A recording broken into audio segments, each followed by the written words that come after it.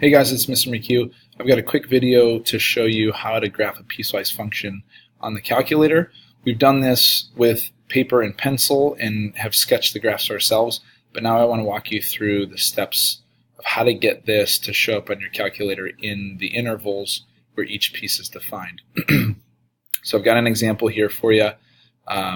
We might have even done this one in class already, but when you pull up your calculator, here's the steps that you need to take and the buttons you need to press to get just these pieces to show up on the screen.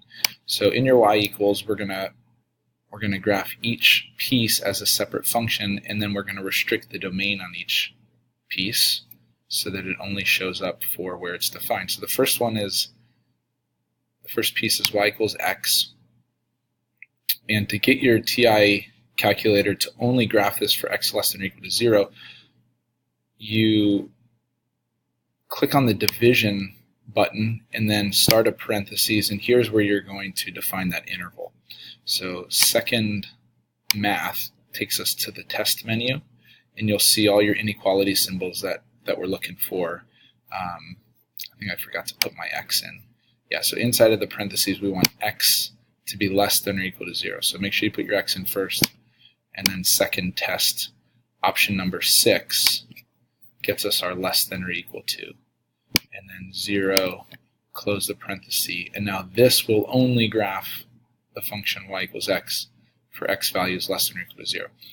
Let's test it real quick just so we can see. Zoom 4, there's our line y equals x, and it stops, of course, at the origin, and it doesn't go any further. So that's how this works. Each new piece needs its own line, so y2 is going to be x squared. Put that in, and then the division button, divided by, and parenthesis. Now to do a compound inequality, we want x between 0 and 2. We have to enter this with two separate inequalities, and the calculator has the key word and included. It's a little tricky, but here's how you do it. I'm going to go in the order that it appears on the compound inequality. So 0 is less than x. So I'm going to put in 0 first, and then back to the test menu. Option number 5 is less than, and I'm going to type in x. So 0 is less than x.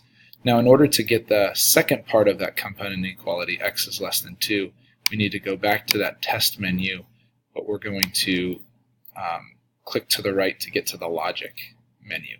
And option number 1, and, is going to allow us to put in both 0 is less than x and x is less than 2. So x is less than 2 is the second part of that compound inequality. And by using that and keyword, the TI calculator knows that that's a compound inequality. So then the third piece, negative 2x plus 1,